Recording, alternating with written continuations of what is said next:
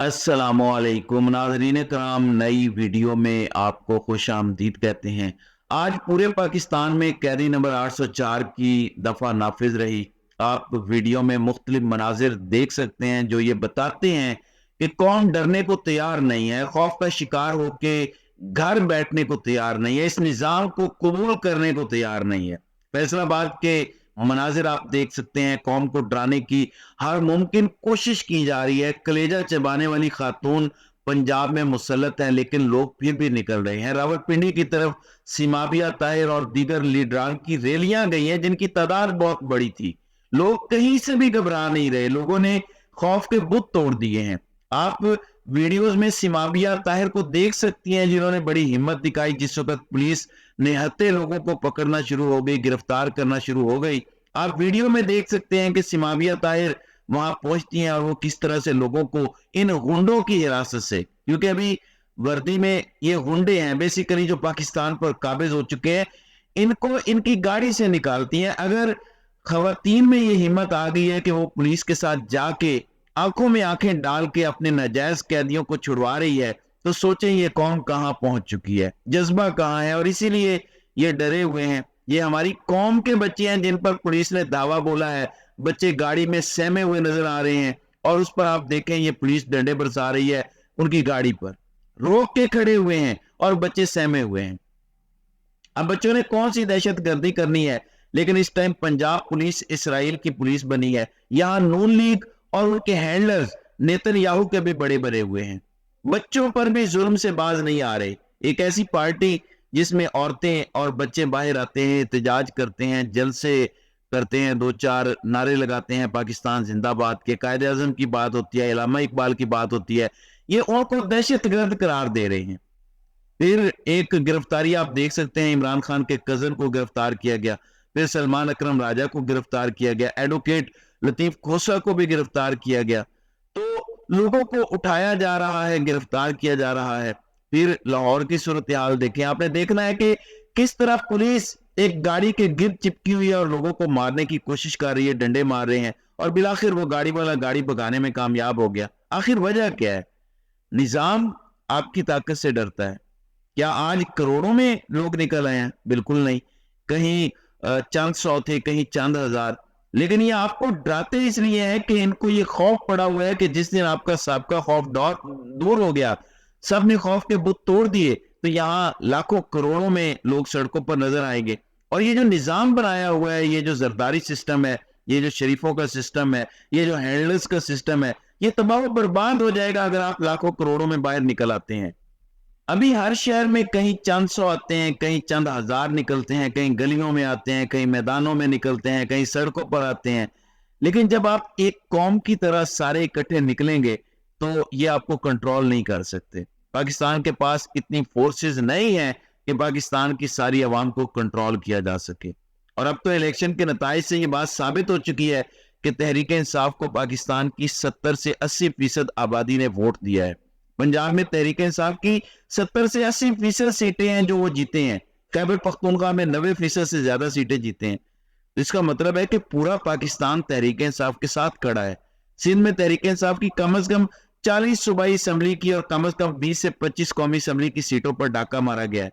पंजाब में इससे बड़ा डाका मारा गया, खैबर पख्तूनख्वा में भी डाका मारा गया है, फिर उनकी मखसूस नशिस्तों पर भी डाका मारा गया।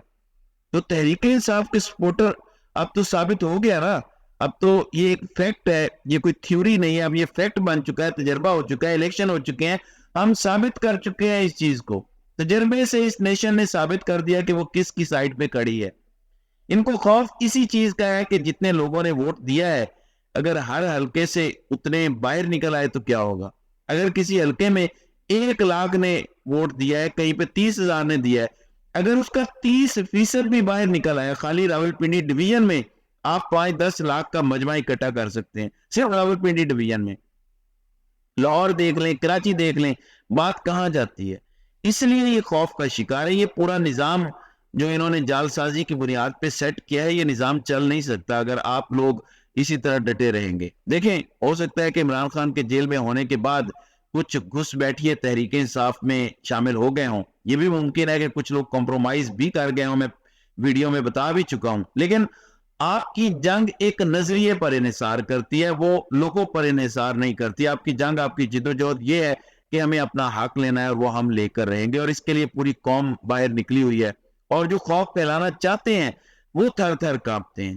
آپ کو عمران خان کا ایک پرانا کلپ یاد ہوگا جس میں عمران خان نے کہا تھا کہ اگر 20,000 صرف 20,000 لوگ باہر نکل آئے تو ان کی پتلونیں گیلی ہو جاتی.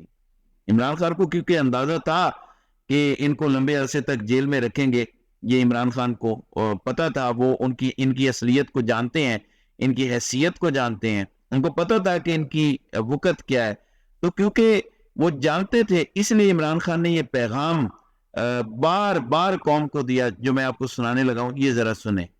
تو میری آپ سے صرف ایک ہی ریکویسٹ ہے، اپیل ہے کہ آپ نے گھروں میں چپ کر کے نہیں بیٹھنا.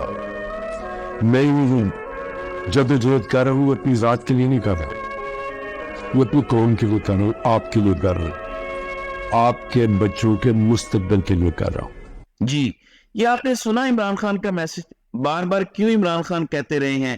آپ نے یہی بات عمران خان کی ویڈیوز میں، میسیجز میں بار بار سنی ہوگی، کیونکہ عمران خان جانتے تھے کہ یہ مجھے گرفتار کریں گے، یہ مجھے جیل میں ڈالیں گے، پھر لمبے عرصے تک، ہو سکتا ہے 6 مہینے، سال، 2-3 سال مجھے یہ جیل میں رکھیں.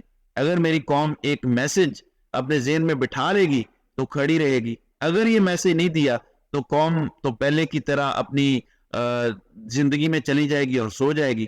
تو عمران خان آپ کو سمجھا رہے ہیں کہ آپ کا کوئی مستقبل نہیں ہے، آپ نے گھروں میں نہیں بیٹھنا.